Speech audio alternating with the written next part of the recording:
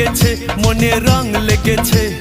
টুনি নাকি সিনেমার নায়িকা হয়েছে রং লেগেছে টুনির রং লেগেছে টুনি নাকি সিনেমার নায়িকা হয়েছে সেই ছবিতে নায়ক নাকি থাকবে সাকিব খান